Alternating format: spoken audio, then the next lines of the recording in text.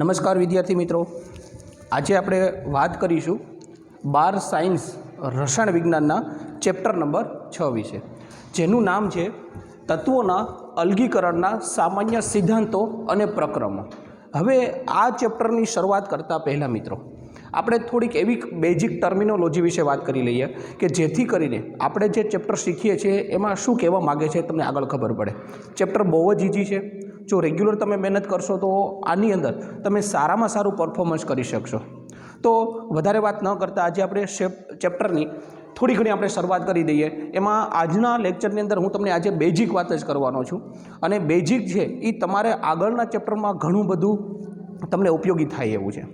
હવે આ ચેપ્ટરની શરૂઆત કરતાં પહેલાં આપણે અહીંયા જે છે આપણું ચેપ્ટર જે છે એમાં આપ્યું છે તત્વોના અલગીકરણના. હવે આપણે જો આવર કોષ્ટકની વાત કરવામાં આવે ને તો આવર કોષ્ટકની અંદર ટોટલ 118 તત્વો રહેલા છે, અને આ 118 તત્વોની અંદર ઘણા બધા ધાતુઓ છે, ઘણી બધી અધાતુઓ છે અને ઘણી બધી અર્ધધાતુઓ રહેલી છે. હવે મિત્રો અહીંયા આપણે જે પણ આ ચેપ્ટરની વાત કરીશું ને એમાં ધાતુ વિશે વાત કરવાની છે. પહેલું તો અહીંયા ચેપ્ટરની શરૂઆત તત્વોની છે અને એમાં ખાસ આપણે ધાતુઓ વિશે ફોકસ કરવાનું છે. હવે પહેલાં તો આપણે આ ચેપ્ટરની જરૂરિયાત શા માટે છે, આવું શા માટે શીખવું પડે છે, તો એના માટે મિત્રો કે આજે ધાતુ જે છે એના વગર આપણું જીવન શક્ય નથી. તમે જોશો કે એકય દિવસ તમારો કે મારો એવો નહીં હોય કે જે દિવસે આપણે ધાતુનો ઉપયોગ ન કરેલો હોય. આપણે જો આપણા કિચનની વાત કરીએ ઘરે, તો આપણા કિચનની અંદર ઘણા બધા વસ્તુઓ છે ધાતુઓની બનેલી છે. આપણે બેઠા હોય અને ઉપર જે પંખો ફરે છે તો પણ એક એની અંદર પાર્ટ્સ રહેલા છે, એને જે વાયર લગાવેલા છે કોઈને કોઈ ધાતુના બનેલા છે. આપણે ઇલેક્ટ્રિકના જે થાંભલા છે તો એની અંદર પણ ધાતુ રહેલી છે. આપણે મોબાઈલ ઉપયોગ કરીએ છીએ તો મોબાઈલની અંદર પણ ઘણી બધી ધાતુઓનો ઉપયોગ થયેલો છે. અહીં હું હેન્ડ વોચ પહેરેલી છે તો એની અંદર પણ ઘણી બધી ધાતુઓનો મેટલનો ઉપયોગ થયેલો છે, અથવા તો કોઈને કોઈ રીતે ધાતુઓની રીતે આપણે દિન પ્રતિદિન સંકળાયેલા છે. તો આટલો બધો ધાતુનો ઉપયોગ આપણે કરીએ છીએ મિત્રો, તો આ ધાતુ કેવી રીતે મેળવવામાં આવતી હશે, અથવા તો પ્રશ્ન એવો થાય મેળવવામાં આવતી હશે ત્યારે એ શુદ્ધ સ્વરૂપમાં હશે કે નહીં હોય.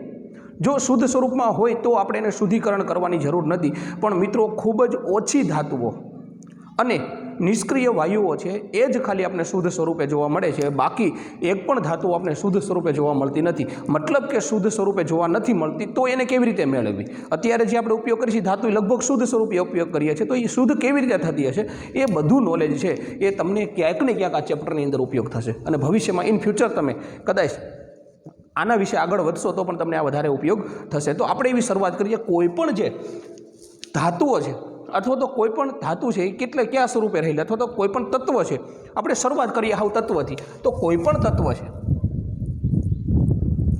એ કયા સ્વરૂપે રહેલા હોય છે, તો કે કોઈ પણ તત્વ છે એ મુખ્ય 3 સ્વરૂપે રહેલા હોય છે. કોઈ પણ તત્વ છે એ કયા સ્વરૂપે રહેલા હોય છે, મુખ્ય 3 સ્વરૂપે રહેલા હોય છે. કયા સ્વરૂપે? કાં તો એ અધાતુ હોય, કાં તો ધાતુ હશે, અને કાં તો અર્ધધાતુ હશે. હવે ધાતુ તો આપને ખબર છે કોને કહેવાય, અધાતુ કોને કહેવાય એ પણ આપને ખબર છે. અર્ધધાતુ એટલે કે જેમાં 2 પ્રકારના ભાગ હોય, ધાતુના ગુણધર્મ હોય અને અધાતુના ગુણધર્મ હોય.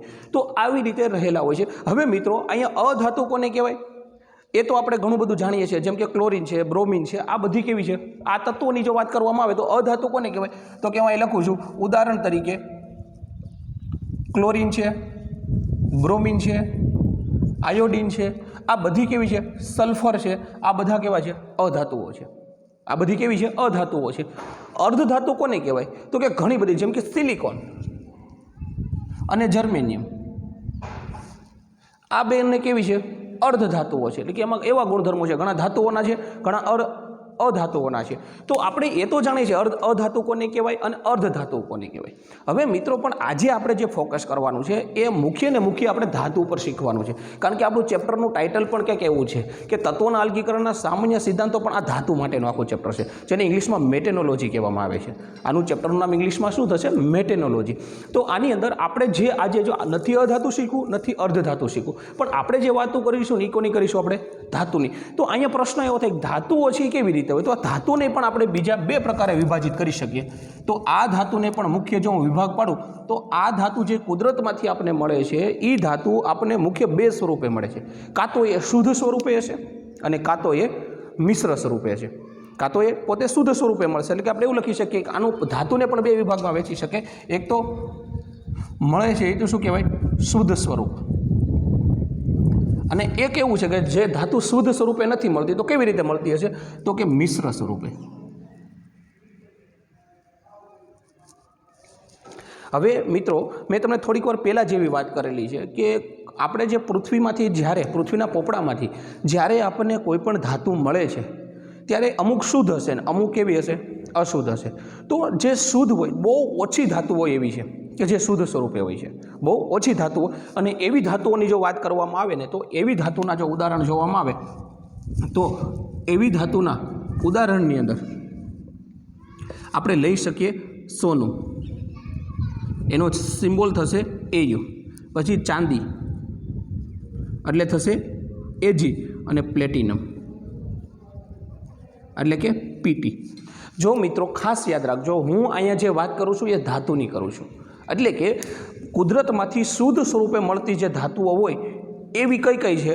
જો આ કેવી હોય, શુદ્ધ હોય અથવા તો નિયર અબાઉટ શુદ્ધ હોય, એટલે કે આમાં ખૂબ જ ઓછા પ્રમાણમાં અશુદ્ધિઓ હોય, જેને થોડી ઘણી પ્રોસેસ કરો ને એટલે તે પોતે શુદ્ધ થઈ જાય. એટલે એવી કઈ 3 ધાતુ યાદ રાખવાની છે, સોનું, ચાંદી અને પ્લેટિનમ. આ સિવાય પણ ઘણું બધું કુદરતમાંથી શુદ્ધ સ્વરૂપે મળે છે, જેમ કે કાર્બન, બીજું છે સલ્ફર, અને ત્રીજું છે નિષ્ક્રિય વાયુઓ. પણ મિત્રો હું એનો અહીંયા ઉલ્લેખ નથી કરતો, કારણ કે આપણે જે વાત કરી છે એ કઈ છે, ધાતુની. જ્યારે કાર્બન છે એ પોતે અધાતુ છે, સલ્ફર છે પોતે અધાતુ છે, અને નિષ્ક્રિય વાયુઓ છે એ કંઈક અલગ જ આખો વિભાગ છે. તો આ પણ બધા કેવા છે, શુદ્ધ સ્વરૂપે મળે છે. પણ ધાતુઓની અંદર વાત કરવામાં આવે તો કઈ થશે, આ 3.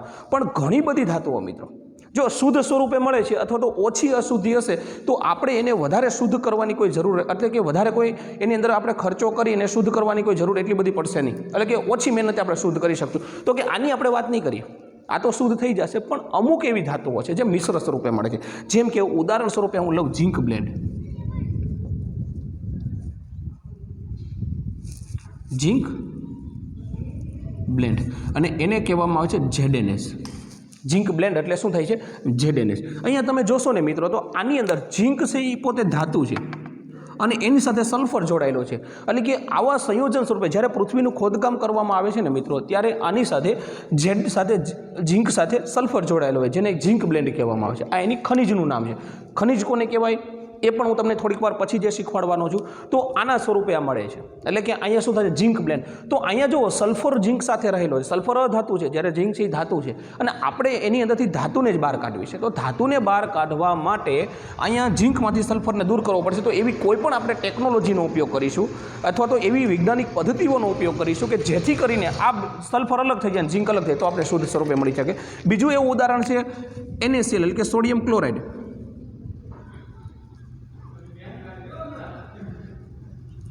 અને સોડિયમ ક્લોરાઇડને આપણે કહીએ છીએ NaCl, અથવા તો બીજી ભાષામાં એને કહીએ છીએ, સાદું આપણે નામ આપીએ છીએ મીઠું.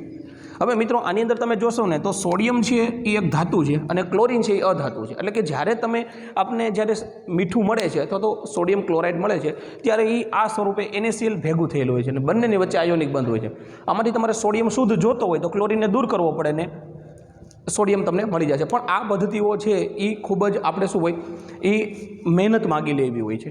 એટલે કે હવે તમને થોડી ઘણી એવી ખબર પડી હશે કે આપણે જે ચેપ્ટરની અંદર વાત કરવાની છે મિત્રો, એ ચેપ્ટરની અંદર નથી અધાતુની વાત કરવાની, નથી અર્ધ ધાતુની વાત કરવાની. ધાતુની વાત કરવાની છે તો પણ ધાતુમાં 2 પ્રકાર છે, એક તો શુદ્ધ સ્વરૂપ અને એક મિશ્ર સ્વરૂપ. શુદ્ધ સ્વરૂપ છે એની કોઈ ચિંતા નથી, કારણ કે શુદ્ધ સ્વરૂપ છે એટલે આપણે ડાયરેક્ટ એનો ઉપયોગ કરી શકશું કોઈ પણ વસ્તુ બનાવવાની અંદર. પણ જો આમાં સોનું વધારે શુદ્ધ સ્વરૂપે મળવાનું એનું કારણ એવું છે કે એની પ્રતિક્રિયાત્મકતા છે બીજા સાથે એ ખૂબ જ ઓછી હોય છે. આ બધા જે છે એની પ્રતિક્રિયાત્મકતા કેવી ઓછી હોય, જેથી કરીને બીજા કોઈ પણ સાથે સંયોજનો ખૂબ જ ઓછા પ્રમાણમાં બનાવે છે. એટલા માટે એ મોસ્ટ ઓફલી શુદ્ધ સ્વરૂપમાં તમને મળે છે. પરંતુ જે મિશ્ર સ્વરૂપ છે એની આપણે વધારે વાત કરવાની છે. તો આજે આપણે જે પણ વાત કરીશું, એટલે કે આ ચેપ્ટરની અંદર જે પણ આપણે વાત શીખીશું એ આના વિશે શીખીશું. અને આ ભાગ છે એના ઉપર આપણે ફોકસ કરવાનું છે. અને આ ભાગ ઉપરથી આપણે ઘણું બધું જાણવાનું છે. આ ઘણું બધું એવું શીખીને મિત્રો આ જેવું ચેપ્ટર પૂરું થશે ત્યારે તમે આના વિશે, એટલે કે મેટેનોલોજીની અંદર તમે ઘણું બધું નોલેજ મેળવી લીધેલું હશે. એટલે કે તમને હવે ખબર પડશે કે કેવી રીતે ધાતુ શુદ્ધકરણ થતી હશે. આપણે જે ડાયરેક્ટ ધાતુનો ઉપયોગ કરીએ, આપણે ક્યારેય એવો વિચાર નથી કર્યો કે ધાતુ આ જે શુદ્ધ સ્વરૂપે આપણે ઉપયોગ કરીએ છીએ કેવી રીતે બનતી હશે. હવે મિત્રો હજી થોડુંક બેઝિક તમને હું આગળ લઈ જાઉં તો આપણે જે આવર કોષ્ટક છે, તો આવર કોષ્ટકની અંદર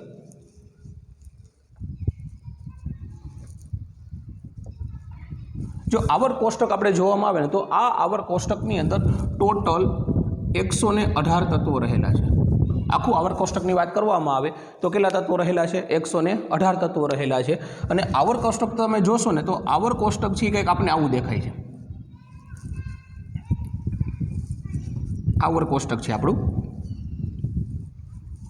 અને આ આવર્ત કોષ્ટકની અંદર તમે વાત કરશો ને મિત્રો તો આ આવર્ત કોષ્ટકની અંદર આ વિભાગને આપણે એસ વિભાગ કહીએ છીએ. તમે બહુ સારી રીતે આ જાણો છો. આ વિભાગને આપણે પી વિભાગ કહીએ છીએ અને આ વચ્ચેનો એસ અને પીની વચ્ચે આવે એને આપણે ડી વિભાગ કહીએ છીએ. અને એક આ નીચે આવી રીતે બે લાઈન રહેલી હોય છે એને આપણે એફ વિભાગ કહીએ છીએ.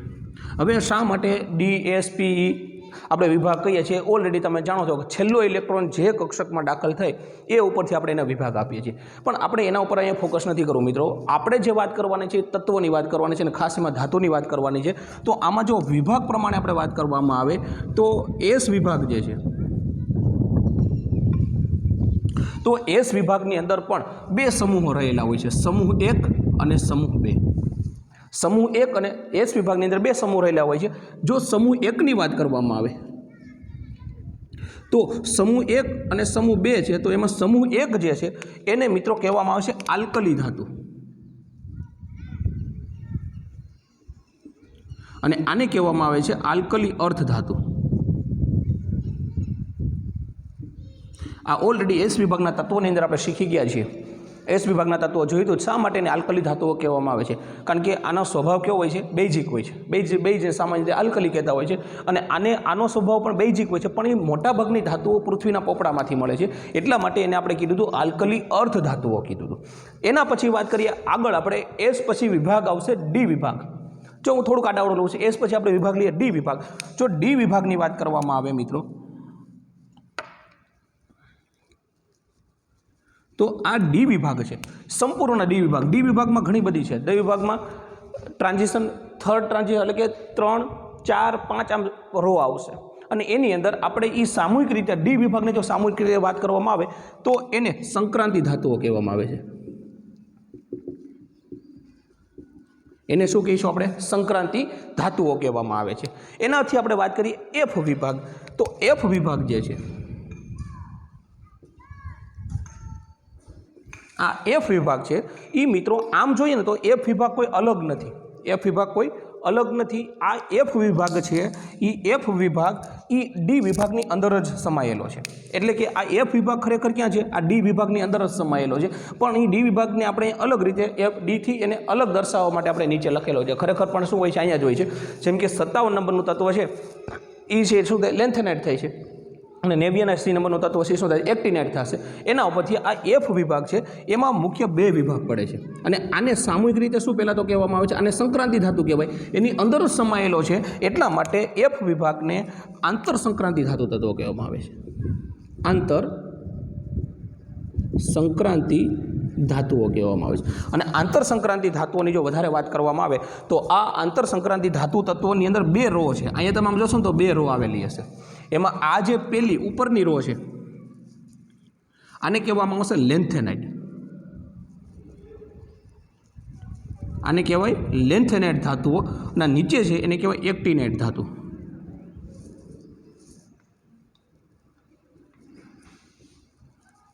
મિત્રો ખાસ યાદ રાખજો, તમે આગળ પણ તમારા ડી વિભાગ અને એફ વિભાગના તત્વો શીખવાનું આવશે ત્યારે યાદ રાખજો. એફ વિભાગમાં બે વિભાગ રહેલા, સામૂહિક રીતે આપણે આંતર સંક્રાંતિ કહેશું. પણ એમાં જો પહેલું છે ને એ તત્વ છે અહીંયા લેન્થેનમ, 57 નંબરનું તત્વ છે. અને લેન્થેનમના નામ ઉપરથી એને શું કહેવામાં આવે છે? લેન્થેનાઇટ ધાતુ સિરીઝ કહેવામાં આવે છે. અને આ નીચેનું જે 89 નંબરનું તત્વ છે એનાથી નીચેની લો એ છે પહેલું એક્ટિનમ. અને એના ઉપરથી એક્ટિનાઇટ, એના ઉપરથી કહેવામાં આવશે એક્ટિનાઇટ ધાતુ તત્વો કહેવામાં આવે છે. હવે છેલ્લો વિભાગ રહ્યો પી વિભાગ. એ પી વિભાગ મેં શા માટે છેલ્લે રાખેલો છે? તો એના માટે એનું મુખ્ય જે લોજિક છે એ આ છે. એટલે કે છેલ્લે રાખવાનું મુખ્ય કારણ એવું હતું કે જે પી વિભાગ છે તો આ પી વિભાગની અંદર ઘણી બધી વિવિધતા જોવા મળે. જો એસ વિભાગ, ડી વિભાગ અને પી વિભાગની વાત કરવામાં આવે તો આ પી વિભાગ જે છે એ પી વિભાગમાં ઘણું બધું, જો પી વિભાગની અંદર ધાતુ પણ રહેલી છે, પી વિભાગની અંદર અધાતુ પણ રહેલી છે અને પી વિભાગમાં અર્ધ ધાતુ પણ રહેલી છે. એટલે કે બાકી બધા જો અહીંયા મેં ખાસ એટલા માટે અહીંયા મેં તમને અલગ લખેલું છે કે જો એસ વિભાગની વાત કરવામાં આવે તો એસ વિભાગમાં બધે બધું આલ્કલી હોય કે આલ્કલી અર્ધ ધાતુ બધી કેવી છે ધાતુ છે, એટલે કે એસ વિભાગ આખો કેવો છે ધાતુ તત્વો છે. જો આમાં હાઇડ્રોજનની વાત કરવામાં આવતી નથી, કારણ કે હાઇડ્રોજન તમે આપણે લખીએ છીએ કે હાઇડ્રોજનનું ચોક્કસ સ્થાન અત્યારે નક્કી નથી, બરોબર. ઘણા બધા ગુણધર્મો એ આના જેવા બતાવે છે, ઘણા અહીંયા હેલોજન જેવા બતાવે છે, એટલે કે એનું ચોક્કસ સ્થાન નથી. હાઇડ્રોજનને બાદ કરતાં બધું એસ વિભાગમાં બંને ધાતુઓ છે, એટલે પાછળ આપણે આલ્કલી કે આલ્કલી અર્ધ ધાતુ લખીએ છીએ. ડી વિભાગ છે તો ડી વિભાગમાં સંક્રાંતિ બધી ધાતુ, એટલે પાછળ શબ્દ આપણે શું વાપરીએ છીએ ધાતુ. અને એવી જ રીતે એફ વિભાગ છે તો એ પણ કેવો છે ધાતુ છે. પણ જ્યારે પી વિભાગની વાત કરવામાં આવે મિત્રો તો પી વિભાગની અંદર તમે જોશો ને તો પી વિભાગને આવી રીતે ભાગ પાડશે, આવી રીતે સીડી ટાઈપ એમ ભાગ પડશે. અને પી વિભાગમાં અમુક તત્વો એવા છે કે અહીંયા તમથી આમ જશો ને આ બાજુ, એટલે કે 18મા સમૂહ નિષ્ક્રિય વાયુ બાજુ, એમ અહીંયા અધાતુ વધારે હશે. આ જે મેં તમને ઝીગઝેગ લાઈન લખી દોરેલી છે એનાથી આમ નીચે આવશો તો એવા જે છે એ બધા કેવા છે ધાતુ સ્વરૂપે હશે. અને આ ઝીગઝેગ લાઈનની ઉપર જેટલા તત્વો આવતા હશે ને એ બધા કેવા છે અર્ધ ધાતુઓ છે. એટલે કે પી વિભાગ છે ને એવો કેવો છે, એમાં ત્રણેય વસ્તુ રહેલી છે કે ધાતુ પણ છે, અધાતુ પણ છે અને અંદર શું રહેલું છે અર્ધ ધાતુઓ પણ છે. એટલે કે અહીંયા જો વાત કરવામાં આવે ને તો એસ ડી અને એફ સંપૂર્ણ ધાતુ તત્વો છે. એટલે એવું કહી શકાય કે આવર કોષ્ટકની અંદર રહેલા 118 તત્વોમાંથી લગભગ 80% છે એ ધાતુ તત્વો રહેલા છે. 80%. આ શા માટે? આ તમને એ કહેવા માટે કે આપણે જે વાત કરીએ છીએ ધાતુનું એટલું બધું મહત્ત્વ શા માટે છે. 20%માં બાકી બધું છે, 80% અંદર શું રહેલી છે ધાતુઓ રહેલી છે. એસ વિભાગ આખો, ડી વિભાગ આખો, એફ વિભાગ આખો અને પી વિભાગની અંદર તો 30% જેટલા, તો પી વિભાગના 30% તો શું હોય છે ધાતુઓ રહેલા હોય છે. તો ટોટલ આવર કોષ્ટકના 118 તત્વોમાંથી 80% જેટલા તત્વો છે એ અહીંયા ધાતુ સ્વરૂપે રહેલા છે. અને આ ધાતુ સ્વરૂપે રહેલા છે એટલા માટે મિત્રો આપણે એનો ઉપયોગ પણ કરીએ છીએ. અને એટલા માટે આનું શુદ્ધિકરણ અથવા તો એ કેવી રીતે મળતા હશે એ આપણે શીખવું ખૂબ જ જરૂરી છે. અને બીજી વાત કરીએ તો આપણી પૃથ્વી છે, આ પૃથ્વી છે એ પૃથ્વીનું કુલ જે વજન છે એ વજનના લગભગ એમ કહેવામાં આવે ને 8.3% જેટલું તો અંદર એલ્યુમિનિયમ રહેલું છે. કેટલું રહેલું છે એલ્યુમિનિયમ. એટલે કે આ પૃથ્વીનું ટોટલ વજન કરવામાં આવે ને એ વજનના 8.3% એટલે કે 8.3% અંદર એલ્યુમિનિયમ રહેલો છે. એટલે કે આ કેવો છે એલ્યુમિનિયમ. બીજી વસ્તુ છે પૃથ્વીમાં બીજું જો સૌથી વધારે મળતું હોય તો એ એફી છે સૌથી બધું. એટલે કે પૃથ્વીમાં બીજા નંબરે, પૃથ્વીની અંદર બીજા નંબરે કોણ મળે છે એફી, અને ત્રીજા નંબરે કોણ મળે છે એલ્યુમિનિયમ મળે છે. તો આ જે મિત્રો વાત હતી એ હતી આપણા જે ચેપ્ટરના બેઝિક, એટલે કે આપણે ચેપ્ટર ક્યાં તરફ આગળ વધીએ છીએ એના વિશે વાત કરવાની હતી. અને હવે જે વાત કરવાની છે આપણા ચેપ્ટરની અંદર જે આપણે બેઝિક ટર્મિનોલોજીની વાત કરવાની છે એના વિશે હવે શીખીએ. હવે મિત્રો વાત કરીએ આપણે આપણા ચેપ્ટરના બેઝિક ટર્મિનોલોજી. અમુક વર્ડ્સ એવા છે કે જે તમે ક્યારેય પહેલાં સાંભળેલા નહીં હોય, અથવા તો જો તમે સાંભળેલા હશે તો એનો પ્રોપર તમને મતલબ ખબર નહીં હોય. તો એવી થોડીક જે ટર્મિનોલોજી છે એ તમને શીખવાડી દઉં, જેથી કરીને આપણે જેટલું પણ ચેપ્ટર શીખીશું ને એ બધાની અંદર આ ટર્મિનોલોજીનો આપણે ઉપયોગ કરવાના છીએ. તો હવે વાત કરીએ આપણે આપણા ચેપ્ટરમાં રહેલી અમુક 2-3 ટર્મિનોલોજી કે જે આપણે શીખવી ખૂબ જ જરૂરી છે. એમાં પહેલું છે ખનિજ. પહેલું તો એવો શબ્દ આવશે ખનિજ કોને કહેવાય. હવે ખનિજ આવડે તો તમને એના પછી આગળનો શબ્દ આવડશે અયસ્ક, જેને ઇંગ્લિશમાં ઓર કહેવામાં આવે છે અને ગુજરાતીમાં એને અયસ્ક કહેવામાં આવે છે. આ શબ્દ ખબર પડે તો આગળ આવશે ગેંગ. ગેંગ કોને કહેવાય. અને પછી છેલ્લું આપણે જે શીખવાનું છે એ છે ધાતુ કર્મવિધિ. ધાતુ કર્મવિધિ કોને કહેવામાં આવે છે. એટલે કે ટોટલ આ 4 ટર્મિનોલોજી છે એ આપણે શીખવી જરૂરી છે. પહેલાં તો ખનિજ કોને કહેવાય, પછી આપણે જોઈશું અયસ્કો કોને કહેવાય, ગેંગ અને ધાતુ કર્મવિધિ કોને કહેવાય. એના પછી ધીમે ધીમે આપણે, જોકે આમ તો ચેપ્ટરની ધીમે ધીમે શરૂઆત કરી ચૂક્યા છીએ આપણે. તો હવે પહેલી તો વાત કરીએ આપણે ખનિજ કોને કહેવાય. તો પહેલાં તો બધાની આપણે બહુ સરળ ભાષાની અંદર આપણે એની વ્યાખ્યાઓ લખીશું અને વ્યાખ્યાઓ લખ્યા પછી એનું ઉદાહરણ સાથે આપણે સમજીએ. ખનિજ એટલે શું? તો કે એવો પથ્થર કે જેમાં ધાતુ તત્વો રહેલા હોય તેમને ખનિજ કહેવામાં આવે છે.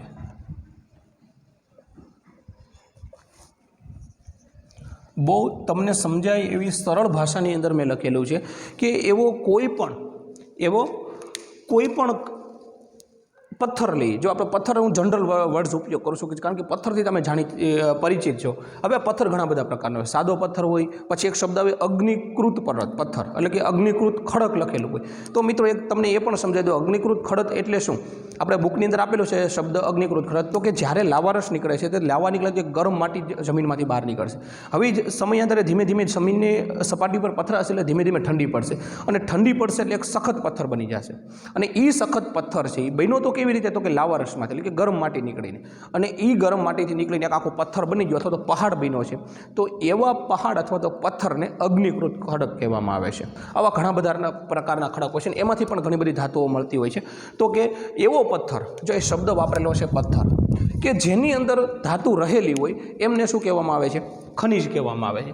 હવે મિત્રો માની લો કે આને બહુ સાદી આપણે આને સમજવા માટે હું એક ઉદાહરણ લઉં કે આપણે લોખંડથી તો બધા પરિચિત છીએ, એટલે કે એને આપણે કહીશું આયર્ન, અને એનો પરમાણુ ક્રમાંક 26 નંબર છે, અને એનો સિમ્બોલ થશે Fe. એટલે કે હું અહીંયા ઉદાહરણ સ્વરૂપે લઉં છું કે માની લો કે મારે Feની શોધ કરવી છે, એટલે કે મારે Fe મેળવવું છે. હવે Fe મેળવવા માટે મારે શું કરવું પડશે, તો મને એના ગુણધર્મ વિશે એટલી ખબર છે કે જે લોખંડ છે એ ચુંબક વડે આકર્ષણ પામે છે, ચુંબક વડે પોતે આકર્ષણ પામશે. એટલે હવે હું શું કરીશ, તો કે હવે મારે Fe મેળવવું છે, તો Fe કેવી રીતે મળશે, તો મને કેમ ખબર પડશે. માની લો કે આ Fe આમ પૃથ્વીની સપાટી પર કોઈ પણ જગ્યાએ હશે, આપણને ખબર નથી. તો હવે શું કરશું, હું મારા હાથની અંદર એક લોહચુંબક લઈશ. હવે લોહચુંબક લઈને પૃથ્વીના જુદા જુદા ભાગ ઉપર લઈ અને હું એને તપાસ કરીશ, જુદા જુદા ભાગ ઉપર હું ચેક કરીશ, અને કોઈ જગ્યા એવી મળી કે જ્યાં જમીનની સપાટી સાથે મારું લોહચુંબક આકર્ષણ અનુભવે છે. મતલબ કે મને શું ખબર પડી કે એ જે ભાગ જમીનનો છે ત્યાં કણે શું મળ્યું, Fe રહેલું છે. હવે માની લો કે Feનો જે ટુકડો છે, મને એ જે વિસ્તારમાંથી Fe મળ્યું એ માની લો કે હું ટુકડો આવો મળ્યો, એની અંદર પણ શું રહેલું છે, Fe રહેલું છે. હવે અહીંથી મેં લઈ લીધું, હજી પાછો હું આ જ વસ્તુ લઈ, એટલે કે મારી પાસે ચુંબક લઈને હું પાછું પૃથ્વીના બીજા કોઈ પણ જગ્યા ઉપર જાઉં છું, અને ત્યાં હું શોધખોળ કરતો કોઈ બીજી જગ્યા પણ મને એવી મળે છે કે જ્યાં મને Fe મળે છે, એટલે કે ત્યાં પણ મારું લોહચુંબક છે એ જમીન સાથે આકર્ષણ અનુભવે છે. મતલબ કે બીજો પથ્થર પણ મને મળે, એટલે કે આપણે આ પથ્થર સમજીએ ને એમાં પણ Fe રહેલું છે, બરાબર. હવે એવી છે પૃથ્વીના બે જગ્યા એવી નીકળે કે જ્યાં મને Fe મળેલું છે. હવે મિત્રો આપણી પાસે એવું પણ માની લઈએ કે તમારી અને મારી પાસે એવી ટેકનોલોજી છે કે આપણે એ ટેકનોલોજીથી જે તે જમીનની અંદર કેટલા પ્રમાણમાં લોખંડ રહેલું છે, એટલે કે ટકાવારી પ્રમાણ કેટલી છે ને આપણે શોધી શકીએ. તો મિત્રો અહીંયા આપણે ખાસ જોઈએ કે માની લો કે આ પહેલી જગ્યા ઉપરથી મને Fe મળ્યું હતું, તો એનું પ્રમાણ છે એ મેં કોઈપણ ટેકનોલોજી ઉપયોગ કરી અને મને એટલી ખબર પડી કે આની અંદર 70% છે એ Fe રહેલું છે. અને મેં જ્યારે આ બીજી જગ્યા ઉપરથી પૃથ્વીના પોપડામાંથી મને જ્યારે Fe મળ્યું એની મેં તપાસ કરી તો એમાં 60% મને Fe જોવા મળેલું છે. તો મિત્રો અહીંયા બે વસ્તુ મળી. એક જગ્યા ઉપર એવું છે કે જ્યાં Fe છે એમાં 70% Fe રહેલું છે, તો 30% કંઈક બીજી વસ્તુઓ છે, અને બીજી જગ્યા છે ત્યાં 60% મને Fe જેવો પથ્થર મળે છે અને 40% કંઈક બીજી વસ્તુ. હવે મિત્રો તો આમાં બંનેમાંથી એક જગ્યાએ 70% છે, એક જગ્યાએ 60%, તો બંનેમાંથી ખડક કોને કહેવો, ખનિજ કોને કહેવું. તો મિત્રો વ્યાખ્યા ઉપર ખાસ ફોકસ કરશો તો એવું કે એવો પથ્થર કે જેમાં ધાતુ રહેલી હોય. તમે કઈ ધાતુની વાત કરો છો, તો કે Feની. Fe રહેલી એવો પથ્થર છે, તો કે આમાં પણ Fe રહેલો છે, આમાં પણ Fe રહેલો છે. તો જે પથ્થરની અંદર Fe રહેલો હોય મિત્રો એ બધાને સામૂહિક રીતે આપણે શું કહી શકાય, તો કે આ હોય કે આ હોય, આ બંનેને ખનિજ કહી શકાય. શા માટે? અહીં ટકાવારી સામે કોઈ લેવા દેવા નથી મિત્રો, ખાસ યાદ રાખજો, ટકાવારી સામે કોઈ લેવા દેવા નથી. એ 30% હોય, 10% હોય, 40% હોય કે 50% હોય, એની અંદર જે તમારે ધાતુ જોઈએ છે એ હાજર હોય. મતલબ કે મિત્રો એ તમારા માટે શું થઈ ગયું, ખનિજ. તો ખાસ યાદ રાખજો, ખનિજ એટલે ટકાવારી સાથે કોઈ લેવા દેવા નથી. મેં ટકાવારી એટલા માટે કીધું કે આગળના તમને મારે સમજાવવા માટે, આગળનું ઉદાહરણ સમજાવવા માટે તમને મારે આ જરૂર પડશે. હવે મિત્રો આનાથી આગળ વધીએ આપણે. તો ખનિજ બરોબર રીતે તમે હું સમજી ગયા છીએ. ખનિજ કોને કહેવાય કે એવો પથ્થર કે જ્યાં આપણે જે ધાતુ જોતી હોય મળતી હોય એને એ ધાતુ માટેની ખનિજ કહેવામાં આવે છે. તો જો ખનિજ સમજાણી હોય તો આપણે અયસ્ક ઉપર જઈએ. તો આ ખનિજ શબ્દ તો તમે નીચેના ધોરણોમાં ઘણી બધી જગ્યાએ ઉપયોગ થયેલો છે, તમને વર્ડ્સ પરિચિત હશો, પણ અયસ્ક શબ્દ તમારા માટે નવો છે. અયસ્ક કોને કહેવાય, તો કે અયસ્ક માટે મિત્રો એવું છે કે હવે આના કરતાં થોડીક આ લેટેસ્ટ આપણે આની ડેફિનેશન આપીએ તો એ અયસ્ક બનીએ. જેમ કે હવે ખનિજનો ઉપયોગ કરીને આપણે અયસ્કની વ્યાખ્યા બનાવી તો શું કહી શકાય, જે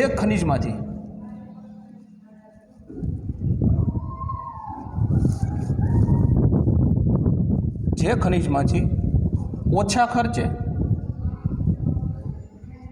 અને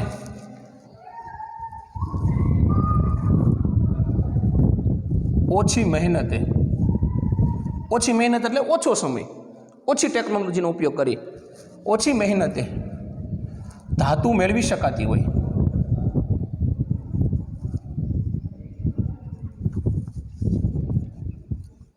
તો તે ખનિજને તે ધાતુની અયસ્ક કહેવામાં આવે છે। જો મિત્રો ખાસ સમજો, અહીંયા જે આપણે ડેફિનેશન આપી મિત્રો, એ ડેફિનેશનને થોડુંક આપણે મોડિફાઈ કર્યું કે હવે ખનિજ આપને ખબર છે, બંને પથ્થર છે આપણી પાસે। હવે માની લો કે આ જ ઉદાહરણ લઈને આપણે આગળ વધીએ તો અહીંયા આપણે એફી જ મેળવવું છે। હવે એફીની ખરેખર કઈ આમાંથી અયસ્ક કહેવાય? જો 2 પ્રકારની પથ્થર છે આપણી પાસે। એક પથ્થર એવો છે કે જેની અંદર 70% એફી છે અને બીજો પથ્થર એવો છે કે જેની અંદર 60% એફી રહેલો છે। હવે મિત્રો આ જે અયસ્કની જે ડેફિનેશન છે ને એ ઇન્ડસ્ટ્રીયલ પર્પઝથી આપવામાં આવે છે। ઇન્ડસ્ટ્રીયલ પર્પઝ એટલે કે જ્યારે કોઈ પણ ઇન્ડસ્ટ્રી છે એ કોઈ પણ ધાતુનું શુદ્ધિકરણ કરતી હોય ત્યારે કેવી રીતે એ શુદ્ધિકરણ કરે છે, તો ઇન્ડસ્ટ્રીયલ પર્પઝમાં 2 વસ્તુ ખૂબ જ મહત્ત્વની। તમે જ્યારે ભવિષ્યમાં ઇન્ડસ્ટ્રીમાં કામ કરવા જશો ને ત્યારે તમારી પાસે 2 અપેક્ષા હશે ઇન્ડસ્ટ્રીવાળાઓને। કઈ તો કે તમને સામે સેલરી આપશે, તમને સેલરી કેવો આપે છે કે કઈ રીતનું છે, તો તમને મુખ્ય 2 તમારી આવડત ઉપર એનું હંમેશા હોય ફોકસ હોય છે।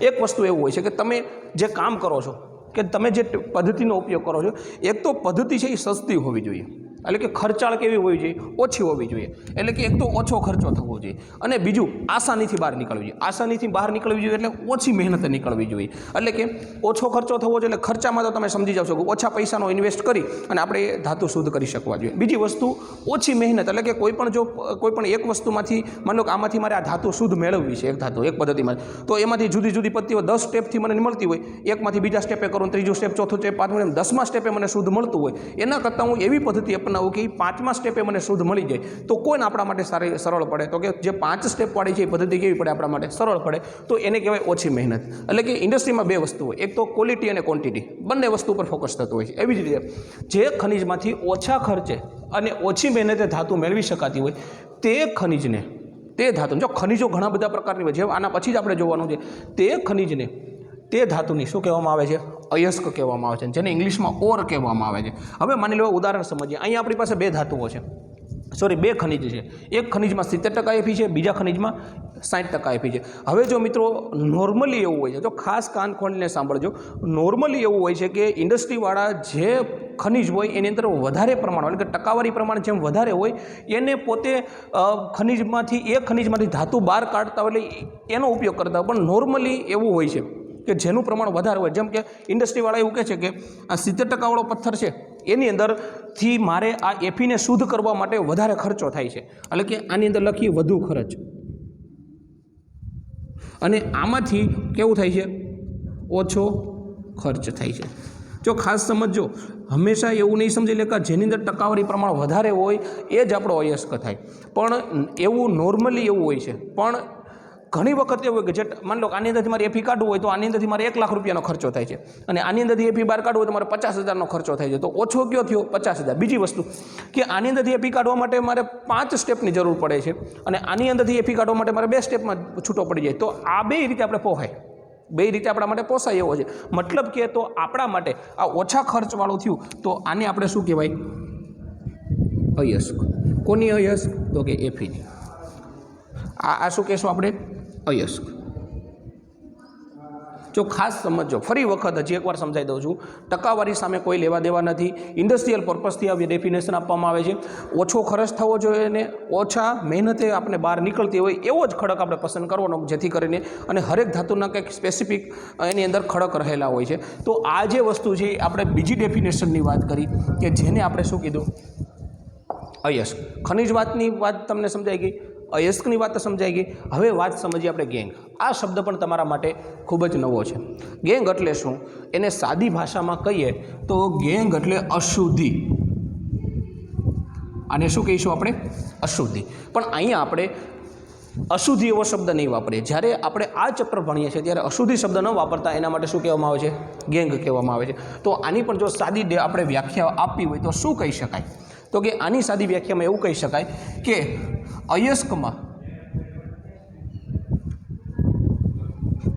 ધાતુ સિવાયની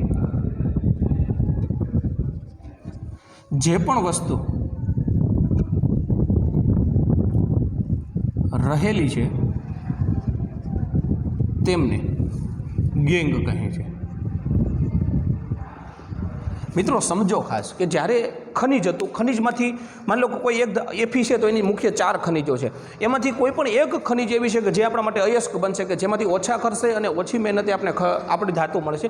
અને એ ધાતુની અંદર પણ એ ધાતુ છે 100% ધાતુ ને એની અંદર 20 કે 30% કંઈક બીજું પ્રમાણ હશે, તો એને શું કહેવાય? એની ગેંગ કહેવાય. એટલે કે અયસ્કમાં ધાતુ સિવાયની જે પણ વસ્તુ રહેલી છે એને શું કહેવાય? ગેંગ કહેવાય. જેમ કે આ જ ઉદાહરણ આપણે આગળ વધારીએ તો હું અહીંયા ઉદાહરણ મારે એફી મેળવવું છે, એમાંથી માની લો કે આ આપણા માટે શું હતી? અયસ્ક હતી. હવે એ પથ્થર હું લઈ લઉં અહીંયા, તો આ જે પથ્થર છે એફીનો, એની અંદર શું છે?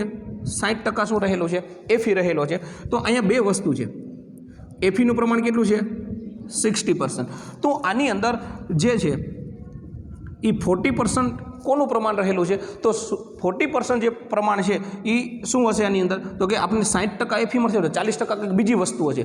બીજી વસ્તુ એટલે એની અંદર રેતી હોય, માટી હોય, કાચ હોય, કોઈ પણ વસ્તુ રહેલી હોય, તો એને સામૂહિક રીતે શું કહેવામાં આવે છે? ગેંગ અથવા તો અશુદ્ધિ. આપણે પણ આ ચેપ્ટરમાં અશુદ્ધિ નામનો આપણે શબ્દનો ઉપયોગ નહીં કરીએ, પણ શું કરશું? અહીંયા ગેંગ શબ્દનો ઉપયોગ કરશું. તો મિત્રો આ ત્રીજી ડેફિનેશન હતી કે જેને આપણે શીખવાની હતી કે અયસ્કમાં ધાતુ સિવાયની કોઈ પણ જે વસ્તુ કોઈ પણ હોય પછી એ બધાને શું કહેવામાં આવે છે? સામૂહિક રીતે ગેંગ કહેવામાં આવે છે. અને છેલ્લી જે ડેફિનેશન છે મિત્રો એ છે ધાતુ કર્મવિધિ, અને ઇંગ્લિશમાં કહેવામાં આવે છે મેટેનોલોજી. અને આ જે પણ ટેકનિક એટલે કે ધાતુ તમે જ્યારે મળે છે પૃથ્વીનું પોપડાનું, તમે જ્યારે ખોદકામ કરો છો, ખોદકામ કરશો એટલે પૃથ્વીના પોપડામાંથી તમને જે મળશે શુદ્ધ ધાતુ નહીં મળે. એને જે રેતી હશે, માટી હશે, કચરો હશે, ધીમે ધીમે શું કરશો? એમાંથી કચરો, માટી, આ બધું જુદી જુદી ટેકનિકનો તમે ઉપયોગ કરી અને દૂર કરશો. એટલે કે તમે તમારી જે અયસ્ક છે એનું સંકેન્દ્રણ વધારશો. સંકેન્દ્રણ વધશે એટલે એમાં મેક્સિમમ ધાતુ રહેલી હશે તમારી, જે તમારે ધાતુની શોધ કરો છો તો જે શુદ્ધિકરણ કરવી છે રહેલી હશે.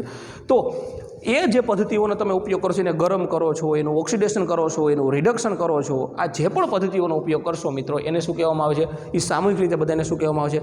ધાતુ કર્મવિધિ કહેવામાં આવે છે. એટલે કે સંપૂર્ણ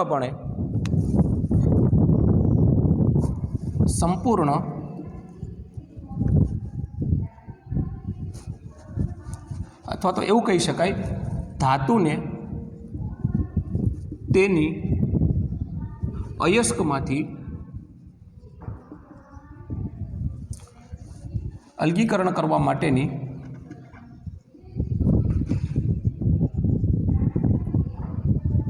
સંપૂર્ણ વૈજ્ઞાનિક અને ટેકનોલોજીની પદ્ધતિને ધાતુ કર્મવિધિ કહેવામાં આવે છે. એને શું કહેવામાં આવે છે? ધાતુ કર્મવિધિ કહેવામાં આવે છે. એટલે કે જે તમે પદ્ધતિનો ઉપયોગ કરશો, અને એ પદ્ધતિ એટલે ઉદાહરણ તરીકે આગળ જે પદ્ધતિ આપણે કરશું તો કે આની અંદર તમે રિડક્શન કરશો અથવા તો ગરમ કરશો, બરાબર? તો આ બધી પદ્ધતિઓ છે, બરાબર, એ કેની આવશે? આની અંદર ધાતુ કર્મવિધિમાં આવશે. એની અંદર તમે રિડક્શન કરવાનું આવશે, એટલે કે આની અંદર તમે રિડક્શન કરશો, ધાતુનું રિડક્શન કરશો, ઓક્સિડેશન કરશો. જો અહીંયા ધાતુ કર્મવિધિનું ઓક્સિડેશન અને રિડક્શનની વાત છે, નોર્મલ ઓક્સિડેશનની વાત નથી. પછી અહીં તમે કોઈ પણ ધાતુને એવી રીતે ગરમ કરશો તો એ રોસ્ટિંગ એને કહેવામાં આવે છે. તો એ બધી વસ્તુની આની અંદર આપણે ઉપયોગ કરશું તો એ બધી સામૂહિક રીતે શું કહીશું? ધાતુ કર્મવિધિની વાત કરીશું. તો આ મુખ્ય 4 જે ટર્મિનોલોજી હતી મિત્રો એ તમારે સમજવાની હતી. એક તો ખનિજ કોને કહેવાય, અયસ્કો કોને કહેવાય, ગેંગ કોને કહેવાય, અને હજી જો આ વસ્તુની વાત કરવામાં તો ખનિજ એટલે શું? તો કે ખનિજની અંદર શું હોય? તો કે